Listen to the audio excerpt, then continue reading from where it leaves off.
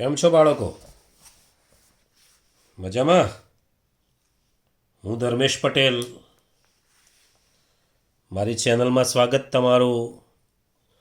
હવે ગઈ વખતે આપણે વર્તુળના વિડીયોમાં દાખલા જોયેલા. શરૂઆતના એક બે વિડીયો હતા, એમાં થિયરી જોયેલી આપણે. એ થિયરીમાં આપણે આવું જોયેલું, એક વર્તુળની વ્યાખ્યા, પછી વર્તુળના અંગોની ચર્ચા કરેલી, ત્રિજ્યા, વ્યાસ, જીવા, આ બધાની ચર્ચા થઈ ચૂકી છે. હવે આજે આપણે જોઈએ છીએ કે વર્તુળ સમતલીય આકૃતિ છે, આપણને ખબર છે. વર્તુળ એ સમતલીય આકૃતિ છે, આપણને ખબર છે.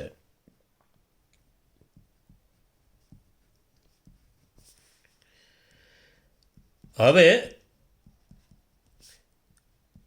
જે સમતલમાં વર્તુળ હોય,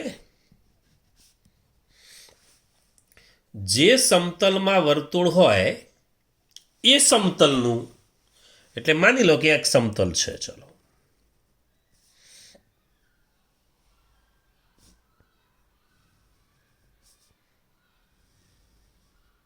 એક સમતલ છે અને સમતલની અંદર એક વર્તુળ છે.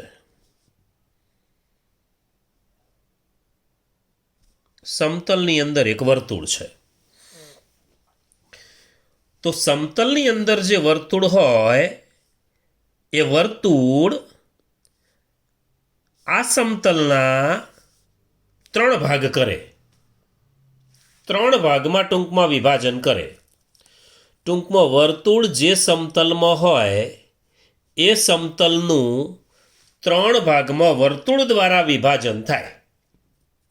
વર્તુળ દ્વારા કયા કયા 3 ભાગમાં વિભાજન થાય? તો જુઓ, આ જે દેખાય છે એ વર્તુળનો બહારનો ભાગ છે, બહિર્ભાગ કહીશું. બહારનો ભાગ, વર્તુળનો બહારનો ભાગ, બહિર્ભાગ કહીશું એને. બહિર્ભાગ એક્સટીરિયર પાર્ટ. આ જે ભાગ દેખાય છે અંદરનો, આ ભાગ એ વર્તુળનો અંદરનો ભાગ છે, અંતર્ભાગ, ઇન્ટિરિયર. વર્તુળનો અંદરનો ભાગ. 2 ભાગ તો બન્યા. આ વર્તુળથી આ સમતલના 2 ભાગ બન્યા, એક વર્તુળનો બહારનો ભાગ, એક વર્તુળનો અંદરનો ભાગ, અને ત્રીજો ભાગ એ વર્તુળ પોતે. વર્તુળ પોતે લખીએ આપણે, ચાલો, વર્તુળ પોતે. હવે વર્તુળ જે સમતલમાં છે એ સમતલનું વર્તુળ જે સમતલમાં છે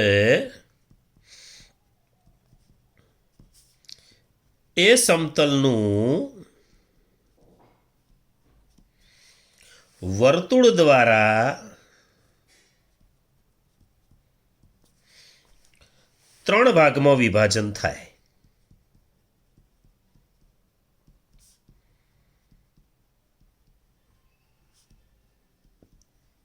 3 ભાગમાં વિભાજન થાય. પહેલો ભાગ વર્તુળનો અંદરનો ભાગ.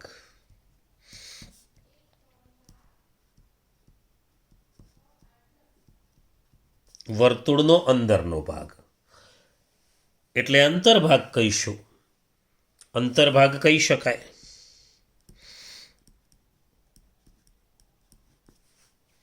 ઇન્ટિરિયર પણ કહી શકાય.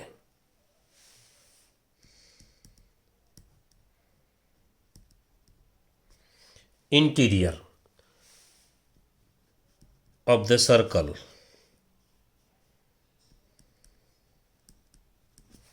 વર્તુળનો અંદરનો ભાગ થયો. બીજો ભાગ છે એ વર્તુળનો બહારનો ભાગ.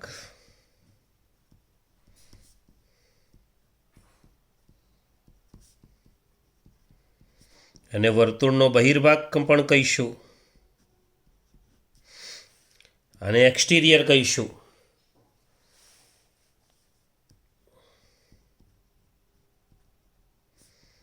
Exterior of the circle. અને ત્રીજો વર્તુળ પોતે. ત્રીજો વર્તુળ પોતે. તો 3 ભાગ. વર્તુળ જે સમતલમાં છે એ સમતલનું વર્તુળ દ્વારા 3 ભાગમાં વિભાજન થાય. 3 ભાગમાં વિભાજન થાય. હવે આપણે વર્તુળના અંદરના ભાગની ચર્ચા કરીએ. જુઓ, વર્તુળનો અંદરનો ભાગ કોને કહીશું? વર્તુળનો અંદરનો ભાગ. શાંતિથી વિચારીએ. અંદરનો ભાગ એટલે કેન્દ્રથી, આ કેન્દ્ર છે અને આ ત્રિજ્યા કહેવાય. કેન્દ્રથી ત્રિજ્યા જેટલા અંતરે વર્તુળ આવે. જુઓ, ત્રિજ્યા જેટલું અંતર અહીંથી ચાલીએ તો વર્તુળ આવી જાય, અને ત્રિજ્યાથી ઓછું અંતર ચાલીએ તો વર્તુળની અંદર જ રહેવાય.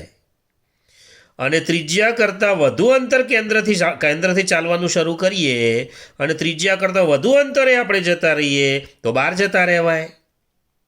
તો આપણે એ જ કહેવું છે કે વર્તુળનો અંદરનો ભાગ એટલે વર્તુળના કેન્દ્રથી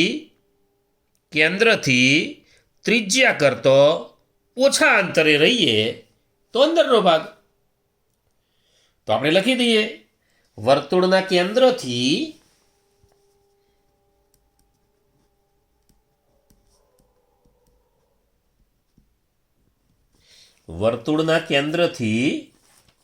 ત્રિજ્યા કરતા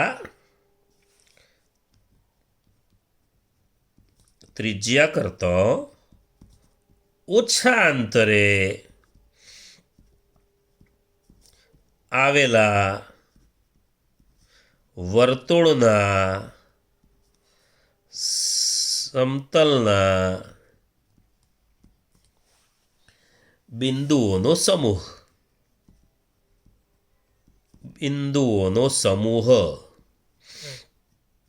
ચાલો, વર્તુળનો અંદરનો ભાગ એટલે વર્તુળના કેન્દ્રથી ત્રિજ્યા કરતાં ઓછા અંતરે આવેલા આ વર્તુળનું જે સમતલ છે, સમતલના જ બિંદુઓ કહેવાય. તો સમતલના બિંદુઓનો સમૂહ. આને કહીશું વર્તુળનો અંદરનો ભાગ. ચાલો, વર્તુળનો બહારનો ભાગ.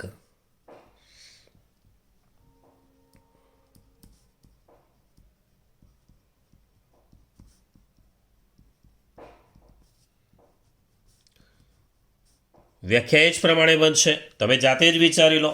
વર્તુળના કેન્દ્રથી ત્રિજ્યા કરતાં વધુ અંતરે આવેલા, ત્રિજ્યા કરતાં વધુ અંતરે જતા રહેવાનું. પેલું ઓછું અંતર હતું ત્રિજ્યા કરતાં. હા, એક્ઝેક્ટ ત્રિજ્યા જેટલું અંતર થાય તો વર્તુળ આવે, એ ત્રીજો ભાગ. કે ત્રિજ્યા કરતાં ઓછા અંતરે હોય એટલે અંદરનો ભાગ. વર્તુળના કેન્દ્રથી ત્રિજ્યા કરતાં વધુ અંતરે જઈએ તો બહારનો ભાગ. અને ત્રિજ્યા જેટલા જ અંતરે જઈએ તો વર્તુળ પોતે. તો વર્તુળનો બહારનો ભાગ એટલે વર્તુળના કેન્દ્રથી ત્રિજ્યા કરતાં વધુ અંતરે આવેલા વર્તુળના સમતલના બિંદુઓનો સમૂહ.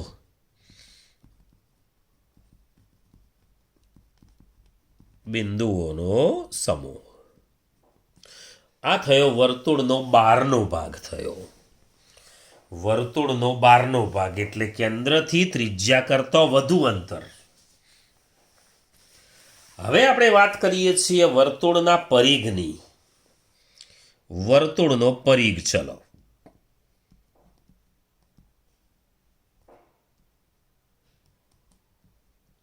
પરિઘ. વર્તુળનો પરિઘ એટલે આખું વર્તુળ. આ જે વર્તુળ આપણને દેખાય છે, આપણે દોરીએ વર્તુળ.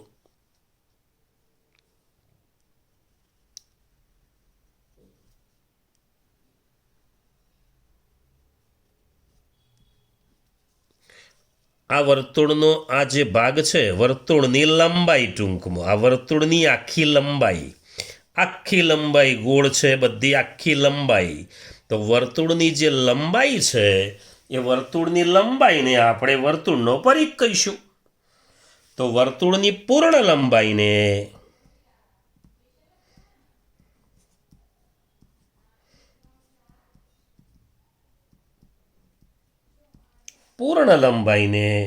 વર્તુળનો પરિઘ કહે છે.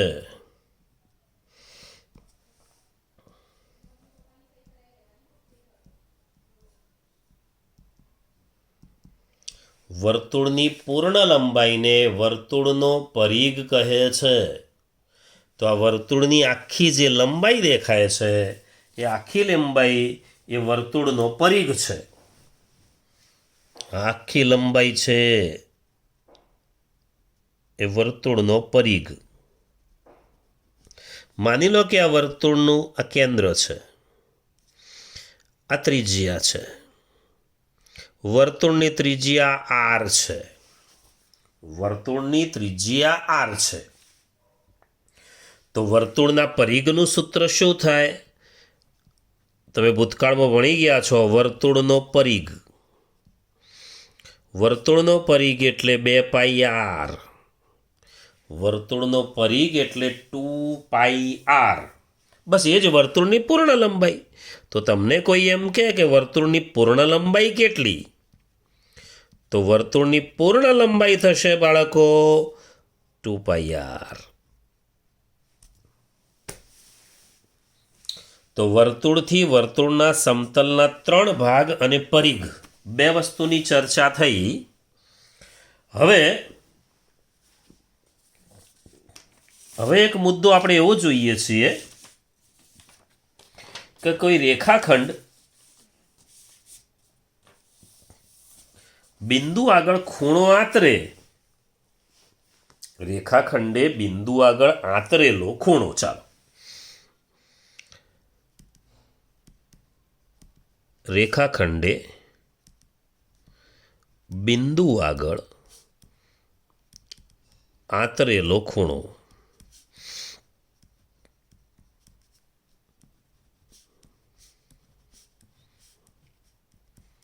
બરાબર સમજી લઈએ. પહેલા એક રેખાખંડ છે. ચાલો આ રેખાખંડ છે. આ રેખાખંડ AB છે. એની બહારનું કોઈ બિંદુ O છે. આ બહારનું કોઈ બિંદુ O છે. રેખાખંડના 2 છેડા, 2 અંત્ય બિંદુઓ A અને B. તો રેખાખંડના બંને અંત્ય બિંદુઓને બહારના બિંદુ સાથે આપણે જોડી દઈએ. તો જોડી દઈએ તો આવું થશે. જુઓ, એક થશે OA અને એક થશે OB. 2 રેખાખંડ બન્યા, OA અને OB. હવે OA અને OB જોડી દીધા એટલે જુઓ, આગળ એક ખૂણો બન્યો. આ ખૂણો બન્યો. આ ખૂણો O કોના દ્વારા બન્યો? આ છેડાઓ દ્વારા, અંત્ય બિંદુઓ દ્વારા. તો AB રેખાખંડ, આ રેખાખંડે એટલે AB રેખાખંડે બિંદુ O આગળ આંતરેલો ખૂણો એટલે AOB. રેખાખંડે બિંદુ આગળ આંતરેલો ખૂણો કહેવાય. ચલો, રેખાખંડની બહારના બિંદુને આપણે લખીએ જરાક. રેખાખંડની બહારના બિંદુને રેખાખંડના અંત્ય બિંદુઓ સાથે જોડી દઈએ તો લખું છું. ચલો, રેખાખંડના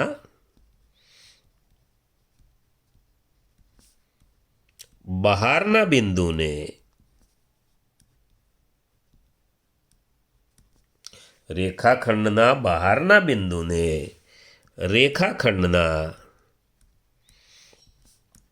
અંત્ય બિંદુઓ સાથે જોડવાથી બનતા ખૂણાને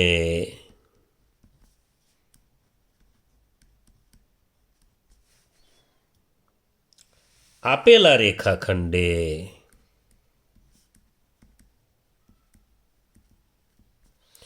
તે બિંદુ આગળ આતરેલો ખૂણો કહેવાય.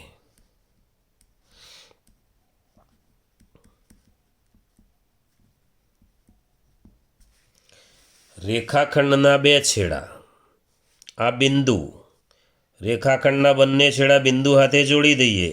જે બિંદુ આગળ ખૂણો બન્યો એ ખૂણાને રેખાખંડે બિંદુ આગળ આતરેલો ખૂણો કહેવાય.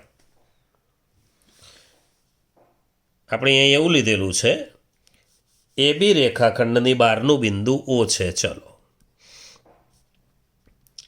એ બી રેખાખંડની બહારનું બિંદુ ઓ છે.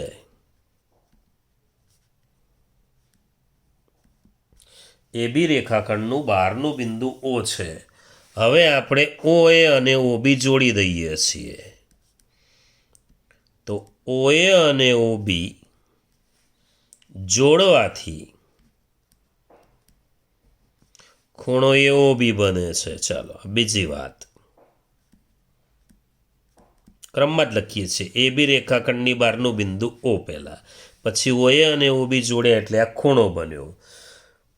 તો પછી આ જે ખૂણો બન્યો, તો આ ખૂણો એ ઓ બી છે એ બી રેખાખંડે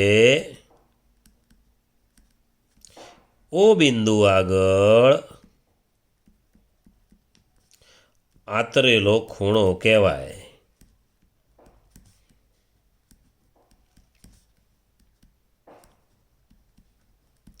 આતરેલો ખૂણો કહેવાય. બરાબર સમજી લેજો આ વાત, કારણ કે આગળ વર્તુળની ભાષામાં આપણે આ વસ્તુ જોવાની છે.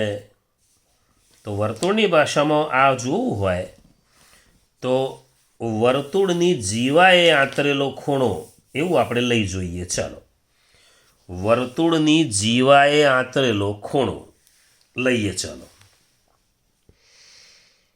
નવો મુદ્દો.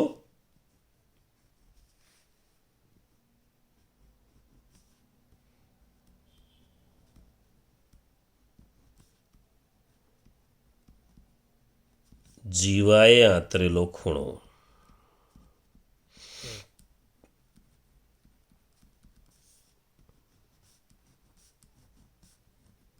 ચાલો જુઓ,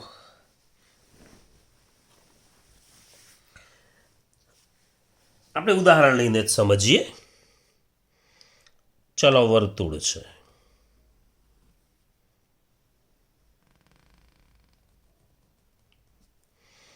વર્તુળનું કેન્દ્ર ઓ છે.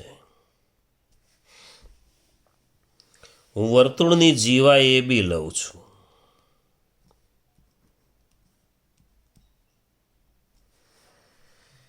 ઓ કેન્દ્રવાળું વર્તુળ, એ બી જીવા, એ બી જીવા. ઓને આની સાથે જોડી દઉં છું.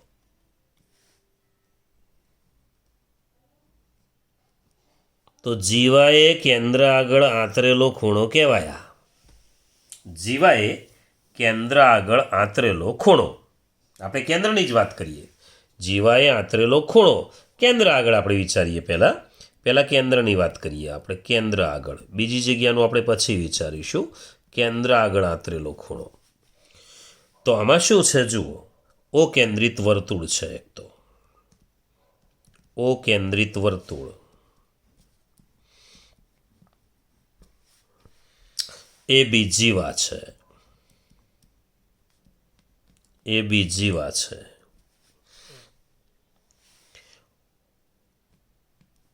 ઓએ અને ઓ બી જોડીએ છીએ એટલે પહેલાંના જેવું જ થયું. જો રેખાખંડના અંત્યબિંદુ સાથે જોડી દીધું, ઓએ અને ઓ બી જોડી દેવાના, જોડી દઈએ. ચાલો, તો ખૂણો એ ઓ બી બને. અને આ જે ખૂણો એ ઓ બી બન્યો એ આપણે અહીંયા રેખાખંડ શબ્દ બોલતા હતા, અહીંયા જીવા બોલીશું. અહીંયા બિંદુ બોલતા હતા, અહીંયા કેન્દ્ર બોલીશું. તો જીવા એ કેન્દ્ર આગળ આંતરેલો ખૂણો કહેવાય. તો વર્તુળની જીવાએ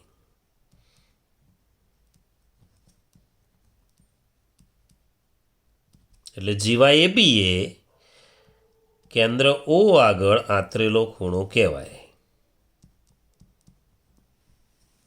કેન્દ્ર ઓ આગળ આંતરેલો ખૂણો કયો છે? તો ખૂણો એ ઓ બી છે. હા, આ જીવાએ આંતરેલા ખૂણાની આપણે વાત કરી. જીવાએ આંતરેલો ખૂણો.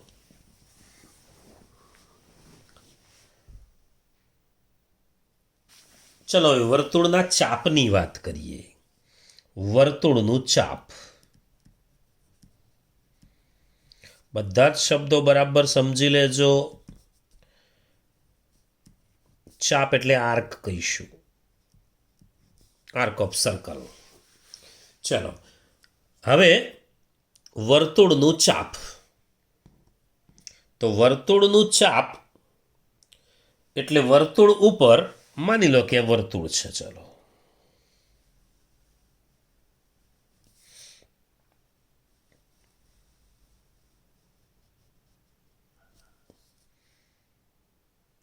કેન્દ્ર છે. વર્તુળ ઉપર કોઈ પણ બે બિંદુઓ લઈએ આપણે. ચલો બે બિંદુઓ લીધા. માની લો કે એ બિંદુ છે અને આ બી બિંદુ છે. તો એ અને બી બે બિંદુઓ લઈશું એટલે આ બે બિંદુ વચ્ચે વર્તુળનો ભાગ જુઓ આટલો કહેવાય. કાં તો આ બે બિંદુ વચ્ચે વર્તુળનો ભાગ આટલો કહેવાય. આ મોટો ભાગ છે, આ નાનો ભાગ છે, પણ મૂળ એ અને બી બિંદુઓ વચ્ચેનો જ ભાગ છે. તો એ અને બી બિંદુઓ વચ્ચેનો જે ભાગ છે એને આપણે ચાપ કહીશું. આને આપણે ચાપ કહીશું, આને પણ આપણે ચાપ કહીશું. તો ચાપને સાદી રીતે આવું કહીશું કે વર્તુળ પરના કોઈ પણ બે બિંદુ લઈએ. વર્તુળના કોઈ પણ બે બિંદુ. ચાલો વર્તુળના બે બિંદુઓ. વર્તુળના બે બિંદુઓ. વર્તુળના બે બિંદુઓ વચ્ચેનો વર્તુળનો ભાગ. વચ્ચેના વર્તુળનો જ ભાગ. વર્તુળના ભાગને જુઓ. વર્તુળ એટલે આટલો જ ભાગ. હો, આ વર્તુળનો ભાગ ના કહેવાય. આ વર્તુળનો ભાગ ના કહેવાય. આ વર્તુળનો અંદરનો ભાગ કહેવાય. આ બહારનો ભાગ કે વર્તુળ એટલે આ દેખાય એ જ વર્તુળ. વર્તુળનું કેન્દ્ર એ વર્તુળનું બિંદુ ના કહેવાય. ચલો વર્તુળના બિંદુઓ વચ્ચેનો વર્તુળનો ભાગ એને આપણે વર્તુળનું ચાપ કહીશું. વર્તુળનું ચાપ કહે છે. હવે આ ભાગ એ નાનો ભાગ છે.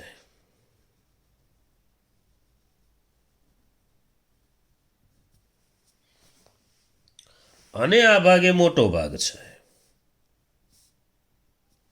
નાનો જે ભાગ છે, નાનો ભાગ છે, માઇનર ભાગ કહીશું. એ નાના ભાગને આપણે લઘુચાપ કહીશું. તો આ લઘુચાપ છે.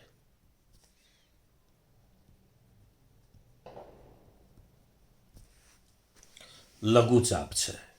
અને આ છે ગુરુચાપ છે.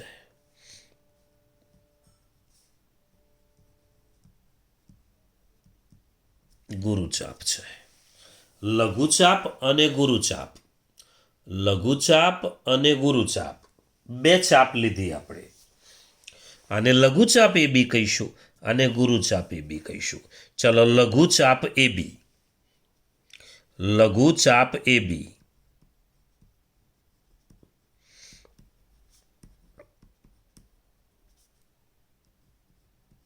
લઘુચાપ એ બી એને આપણે દર્શાવીશું આવી રીતે. લઘુચાપ એ બી આમ કહીશું આને. અને ગુરુચાપ એ બી.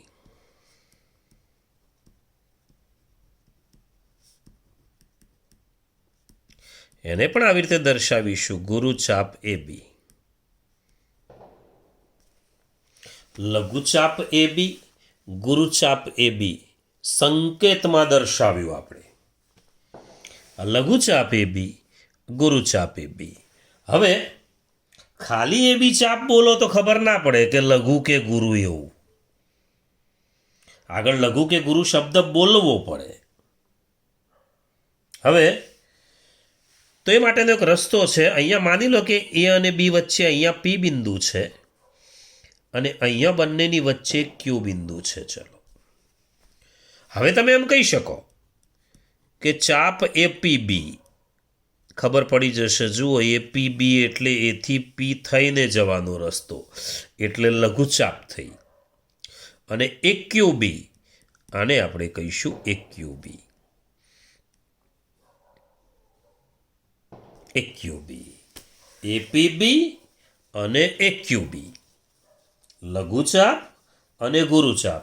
જો તમને કંઈ પણ આપણા દાખલાની અંદર કે ક્યાંય પણ કશું લખ્યું ના હોય કે ચાપ, ખાલી ચાપ AB એવું લખ્યું હોય, તો તમારે એને લઘુચાપ સમજવાનું. તો આપણે એને લઘુ જ સમજીશું આપણી બુક પ્રમાણે વિચારીએ તો કંઈ પણ દર્શાવ્યું ન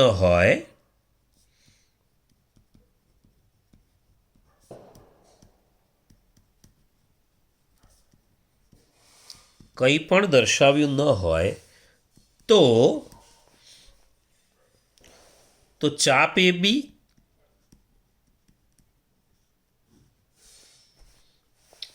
અથવા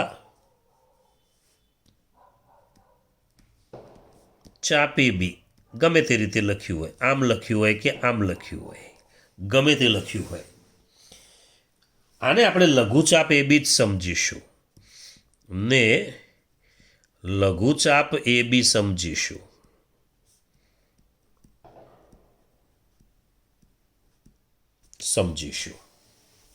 હવે બીજી એક વાત, આ લઘુચાપ AB એ જો કેન્દ્ર આગળ ખૂણો આતર્યો હોય, એ આ કેન્દ્ર O આગળ જોઈ ચૂક્યા આપણે. લઘુચાપ AB એ કેન્દ્ર આગળ એક ખૂણો આતર્યો. ચાલો, હા, જોડી દઉં છું. આ ખૂણાને આપણે એક માપ આપી દઈએ, ગમે તે આલ્ફા થીટા લખીએ. થીટા આમ લખાશે. આ ખૂણાનું માપ માની લો કે થીટા છે, થીટા કહીશું. જેમ આલ્ફા બીટા ગેમા હોય એવો થીટા.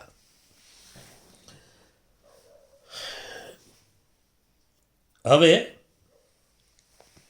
આ થીટા જે છે, આ AB એ કેન્દ્ર આગળ આંતરેલો ખૂણો કહેવાય. કેન્દ્ર આગળ આંતરેલો ખૂણો. આ AB રેખાખંડ દોરીએ અને પછી AB જોડી દઈએ. ચાપ સાથે જોડો તો પણ એવું કહી શકાય. તો આપણે શું કહેતા હતા? રેખાખંડને કેન્દ્ર આગળ આંતરેલો ખૂણો. તમે ચાપે કેન્દ્ર આગળ આંતરેલો ખૂણો કહો તો પણ ચાલે. એ પછી જોઈએ છીએ. પહેલા હાલ આપણે જોઈ લઈએ. આ ત્રિજ્યા છે R. ત્રિજ્યા છે R, વર્તુળની ત્રિજ્યા R છે અને કેન્દ્ર આગળ આંતરેલો ખૂણો થીટા છે. તો લઘુચાપની લંબાઈનું સૂત્ર આપણે લખીએ.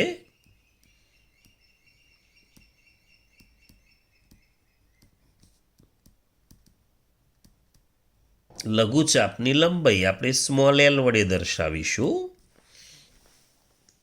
એનું સૂત્ર થશે પાઈ r થીટા ભાગ્યા 180.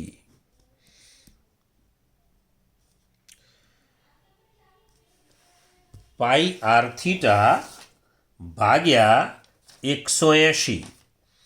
પાઈ r થીટા ભાગ્યા 180.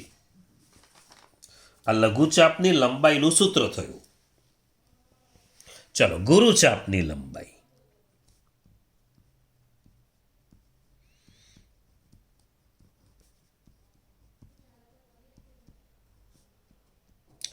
ગુરુચાપની લંબાઈ એટલે આ લઘુચાપ જે છે દેખાય છે તમને, આખી વર્તુળની ચાપમાંથી લઘુચાપવાળો ભાગ કાઢી નાખીએ, જો આખું વર્તુળ છે એમાંથી આ લઘુચાપવાળો ભાગ કાઢી નાખીએ તો ગુરુચાપવાળો જ વધશે.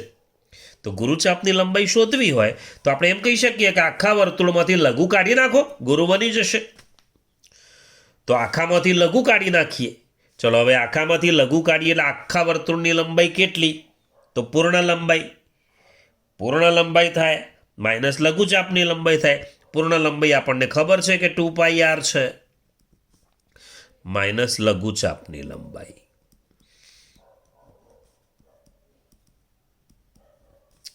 એટલે કેવું થશે? 2πr માઇનસ લઘુચાપની લંબાઈ એટલે πr થીટા ભાગ્યા 180. એ તો આપણે લાયા છીએ ઉપર. બે સૂત્રો બરાબર ધ્યાનમાં રાખવાના છે તમારે, લઘુચાપની લંબાઈ અને ગુરુચાપની લંબાઈ. લઘુચાપની લંબાઈ અને ગુરુચાપની લંબાઈ. હવે બીજી એક વાત થોડી સમજાવી દઉં.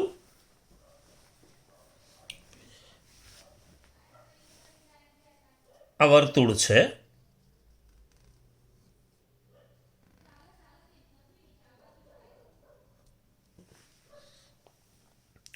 બીજી રીતે કહીએ તો આ વર્તુળને કોઈ રેખા છેદે છે. જુઓ,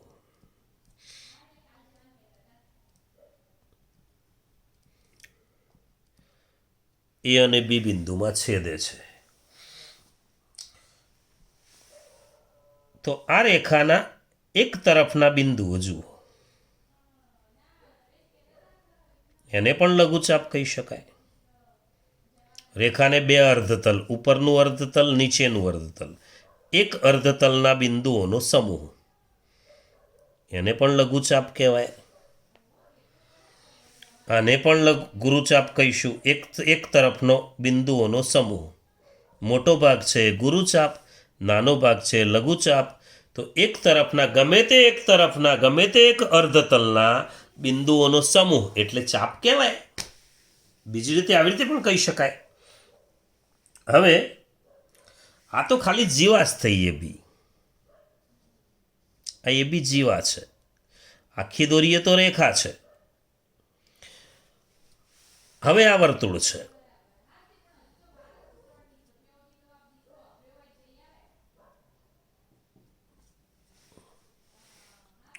પણ એ જીવા, આ જે જીવા છે એ કેન્દ્રમાંથી પસાર થતી હોય.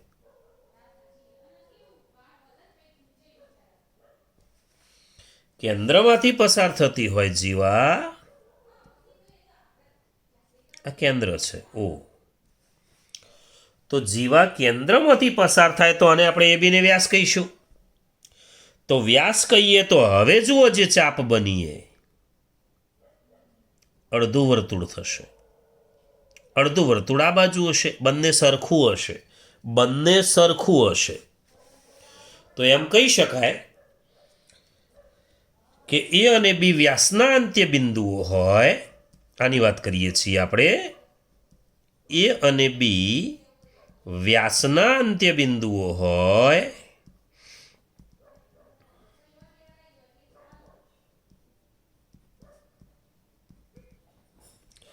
એ અને બી વ્યાસના અંત્ય બિંદુઓ હોય તો એ બી ચાપ જે બન્યા એ બી ચાપને અર્ધવર્તુળ ચાપ કહીશું.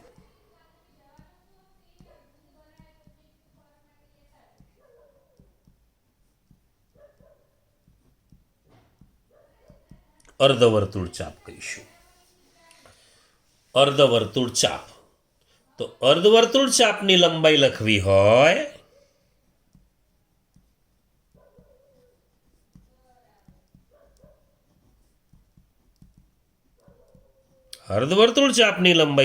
હોય તો આખા વર્તુળની લંબાઈ કેટલી હતી? તો 2πr હતી. તો એનાથી અડધું એટલે πr થઈ જશે. તો πr એક આ ત્રીજી ચાપ, લઘુચાપની લંબાઈનું સૂત્ર જોયું, ગુરુચાપની લંબાઈનું સૂત્ર જોયું અને અર્ધવર્તુળ ચાપની લંબાઈનું સૂત્ર જોયું. આ લઘુચાપની લંબાઈનું સૂત્ર છે. આ ગુરુચાપની લંબાઈનું સૂત્ર છે અને અર્ધવર્તુળ ચાપની લંબાઈ. તો ત્રણેય ચાપની લંબાઈઓના સૂત્રની આપણે ચર્ચા કરી. હવે નવો મુદ્દો જોઈશું, વૃત્તખંડ. હવે વૃત્તખંડની ચર્ચા કરીએ. ચાલો.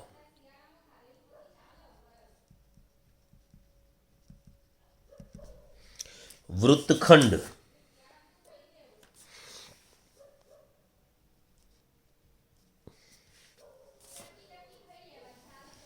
સેગમેન્ટ કહીશું. વૃત્તખંડ એટલે સેગમેન્ટ.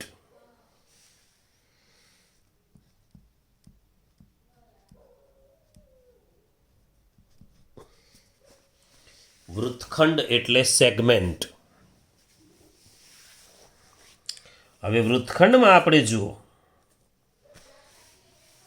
એક જીવા લઈએ છીએ. જીવા, ચાલો જીવા દોરું એક.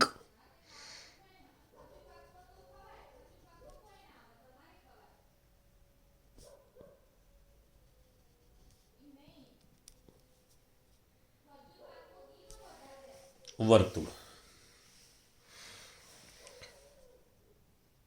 એ બી જીવા લઉં છું. જીવા એ બી જીવા. આ એ બી ચાપ, લઘુની વાત કરીએ છીએ હાલ.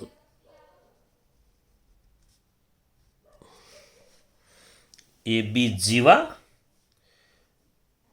એ બી ચાપ. આ બંનેની વચ્ચેનો પ્રદેશ, આ બંનેની વચ્ચેનો પ્રદેશ, એને આપણે વૃત્તખંડ કહીશું. આને વૃત્તખંડ કહીશું. બીજું એક વર્તુળ દોરીએ. ચલો. એ બી જીવા,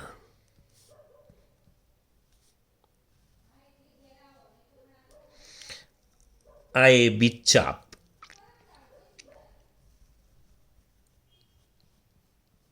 ચાપ. આ બંનેની વચ્ચેનો પ્રદેશ.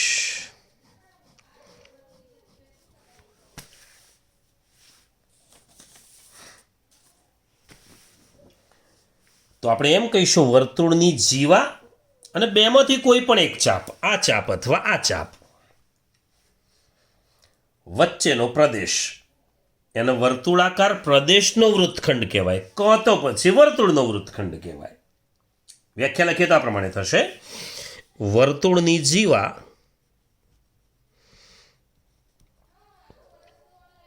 જીવા અને બંનેમાંથી કોઈ પણ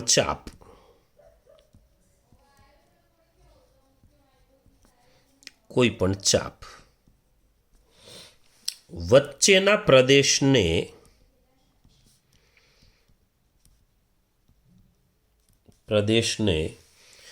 વર્તુળાકાર પ્રદેશનો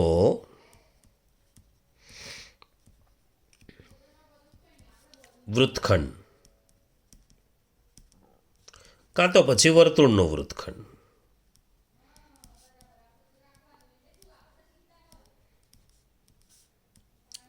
કહે છે.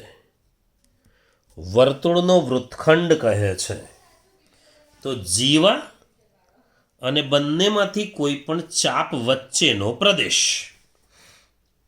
હવે એમ વિચારીએ કે લઘુચાપ જોડે આવો ભાગ બને તો આને લઘુ વૃત્તખંડ કહીશું. આ છે લઘુ વૃત્તખંડ છે. અને ગુરુચાપ જોડે જો આવું બને તો આ ગુરુ વૃત્તખંડ છે.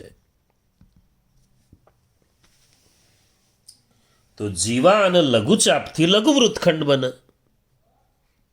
આ જીવા અને લઘુચાપ, જીવા અને લઘુચાપ એ બંને વચ્ચેનો પ્રદેશ, એટલે એનાથી લઘુ વૃત્તખંડ બને.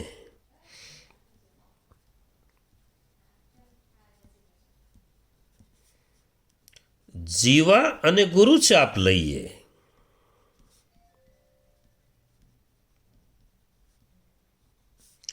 તો ગુરુ વૃત્તખંડ બને.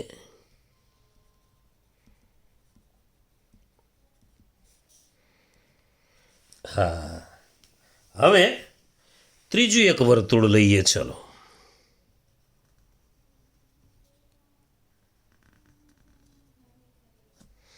એમાં એ બી વ્યાસ લઉં છું, કેન્દ્રમાંથી પસાર થાય છે. તો આ અર્ધવૃત્તખંડ થયો. ઉપરનો ગણો કે નીચેનો ગણો સરખો જ હોય અને અર્ધવૃત્તખંડ કહીશું કાં તો અર્ધવર્તુળખંડ કહીશું.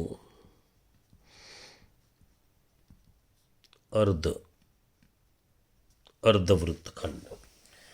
તો જીવા અને અર્ધવર્તુળ ચાપ લઈએ. આ જીવા તો ખરી જ, જીવા તો ખરી જ. આમાંય જીવા ખરી.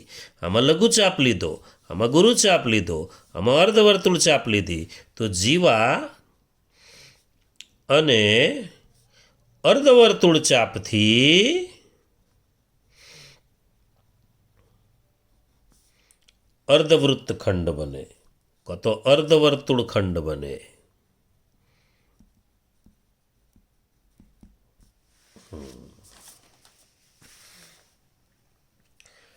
ચાલો, હવે વાત કરીએ આપણે વૃત્તાંશની. વૃત્તાંશ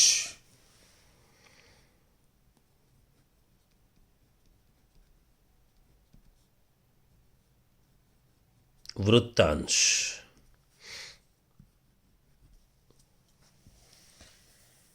ચાપ અને વર્તુળનું કેન્દ્ર. સાંભળજો બરાબર. ચાપ અને વર્તુળનું કેન્દ્ર. જુઓ, અહીંયા એક વર્તુળ દોરું છું.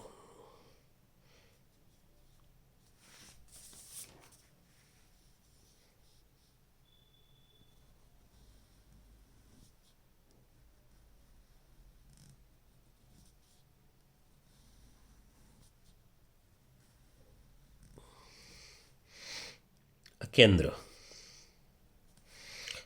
આ ચાપ, ચાપ એ બી, લઘુ ચાપ લઉં છું.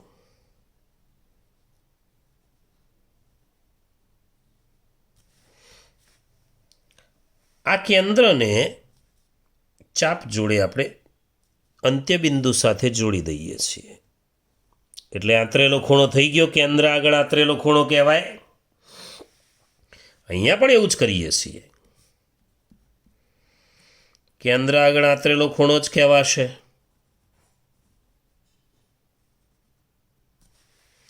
પણ આમાં આપણે ગુરુ ભાગ લઈએ છીએ.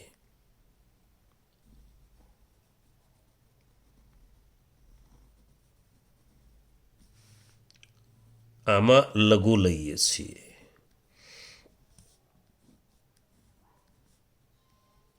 ઓ કેન્દ્ર છે. તો આ ભાગ જે દેખાય છે એ લઘુ વૃત્તાંશ છે. વૃત્તાંશ અને વૃત્તખંડનો ફેર સમજી લેજો. વૃત્તખંડમાં કેન્દ્રને કોઈ લેવા દેવા નથી. જે ભાગમાં કેન્દ્ર ના હોય એ લઘુ વૃત્તખંડ. જો જે ભાગમાં કેન્દ્ર હોય એ ગુરુ વૃત્તખંડ. આમાં તો કેન્દ્ર સાથે જ જોડવાનું છે. એટલે લઘુ વૃત્તાંશ, આને કહીશું ગુરુ વૃત્તાંશ.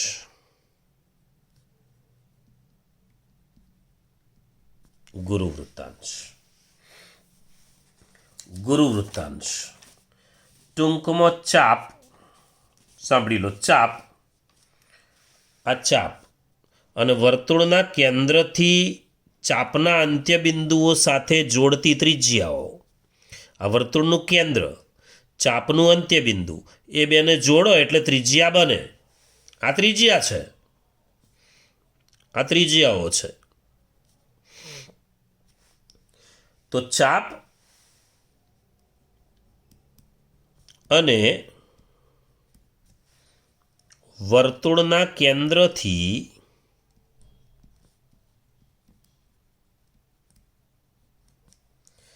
ચાપના અંત્યબિંદુઓને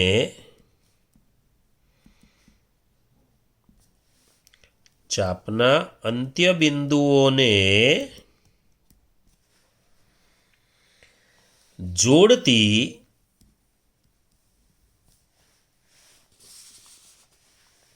બે ત્રિજ્યાઓ, એક તો ચાપ અને વર્તુળના કેન્દ્રથી ચાપના અંત્યબિંદુઓને જોડતી બે ત્રિજ્યાઓ વચ્ચેનો ભાગ, વચ્ચેનો પ્રદેશ, વચ્ચેનો વર્તુળાકાર પ્રદેશ આવ્યો એ બરાબર છે.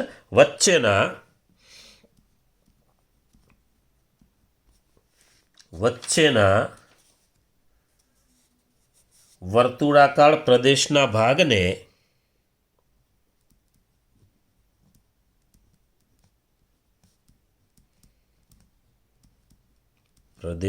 ભાગને વૃત્તાંશ કહે છે.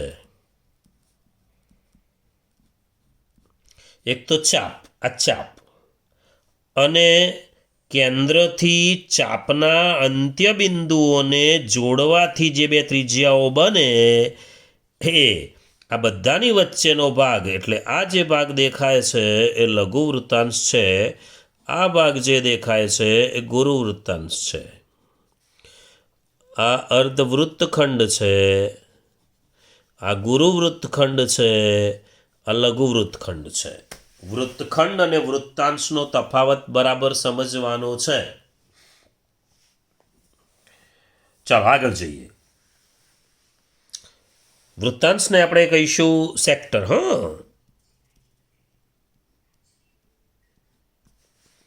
આ લઘુ વૃત્તખંડ એટલે માઇનોર સેગમેન્ટ કહેવાય, ગુરુ વૃત્તખંડ એટલે મેજર સેગમેન્ટ કહેવાય. તો આમાં એવું હશે, આ માઇનર સેક્ટર કહીશું, આ મેજર સેક્ટર કહીશું, નાનું અને મોટું. તો લઘુચાપ અને ત્રિજ્યાઓ એનો ઉપયોગ થાય, લઘુચાપ અને ત્રિજ્યાઓનો ઉપયોગ થાય તો લઘુ વૃત્તાંશ બને. તો લખી દઈએ લઘુચાપ અને ત્રિજ્યાઓ. તો એનાથી જે પ્રદેશ બને છે એ પ્રદેશને આપણે લઘુ વૃત્તાંશ કહીશું. ગુરુચાપ અને ત્રિજ્યાઓ છે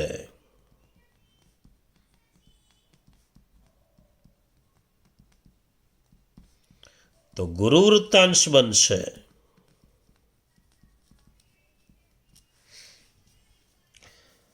બંને ચાપ સમાન હોય તો અર્ધવર્તુળ જો આવો ભાગ થશે, પણ એ વખતે આવો ભાગ નહીં હોય, આવું જ રહેશે. તો પછી ફેર જ ન રહ્યો. વૃત્તખંડ કહો કે વૃત્તાંશ કહો, અર્ધવર્તુળ માટેની વાત છે. એમાં બે ત્રિજ્યાઓ આમ જ જોડાઈ જાય. જુઓ, આમ જોડી, આમાં આમ જોડાય છે. આમાં જુઓ સીધી જ, એટલે મૂળ તો વૃત્તખંડ જ થઈ જાય. એટલે વૃત્તખંડ વૃત્તાંશમાં કોઈ ફરક રહેશે નહીં. તો આપણે લખી દઈએ કે બંને ચાપ સમાન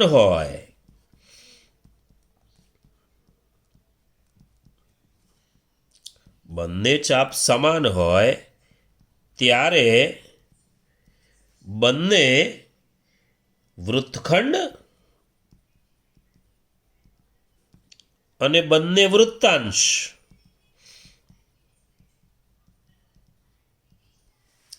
બંને વૃત્તખંડ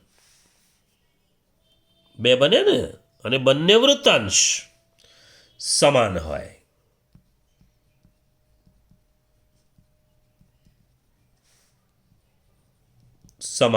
છે અને દરેક ભાગને અર્ધવૃત્તીય પ્રદેશ કહેવાય. દરેક ભાગને અર્ધવૃત્તીય પ્રદેશ કહીશું.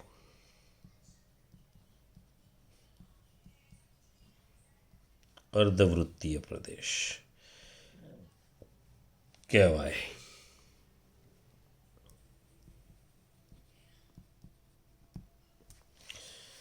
તો આટલી વાતો બરાબર મગજમાં ઉતારી દેવાની. આ છે આપણી ખાસ થિયરી. હજુ આગળ થોડી થિયરી જોઈશું.